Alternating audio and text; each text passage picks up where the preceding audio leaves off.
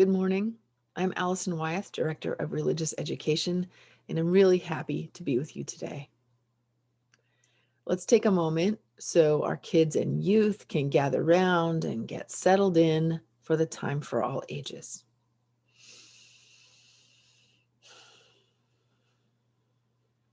Our story today is about something I can really relate to. You see, I am a highly expert, professional level, top tier worrier. I am so good at it.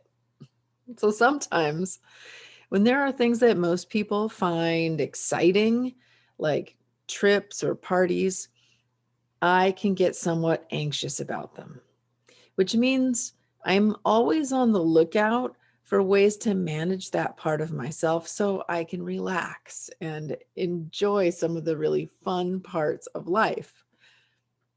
And that brings me to our story today about a little girl named B who has a lot of the same concerns. Let's hear how she handles it in Mindful Bee and the Worry Tree by Gail Silver. Bee lives here in this house with its yard and wide willow tree that towers and sways and bends in the breeze. Bee climbs and swings, dances and sings, and when she's inspired, makes make-believe towns from twigs and things she finds on the ground. This morning, though, Bee's not in the yard. It's time for your party, Bee's mother says. Bee moans and quivers and shakes her head.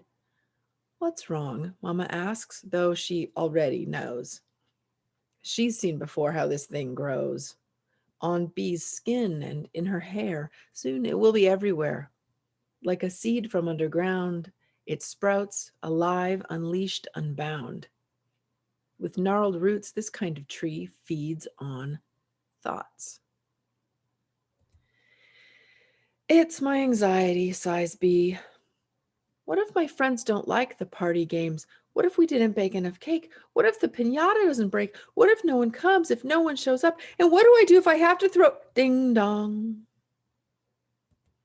Bee's hot, then cold, and a little green. It's like stage fright in life, and she's got the lead. Come on, Bee, try to choke on air. Throat's too tight. A cough, a gag. I'm not all right. Bee's stomach flips, it flops, it flutters. Through the hall, with heavy feet, gnarled roots, knotty tree, I'm not ready to see my friends. I'll be out back. Make this end. Past the cake and the piñata. Oh my gosh, I really gotta get out the door beside the trees, on the grass in the breeze. I can do this. I can ding dong. What if, Bee thinks, what if I try just one breath in, then one breath out?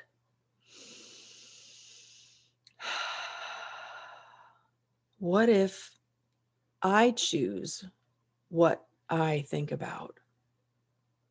One breath in, one breath out. Another in, slow and long, a light, airy rhythm song. A deep one in, slow and long, listen for the rhythm song.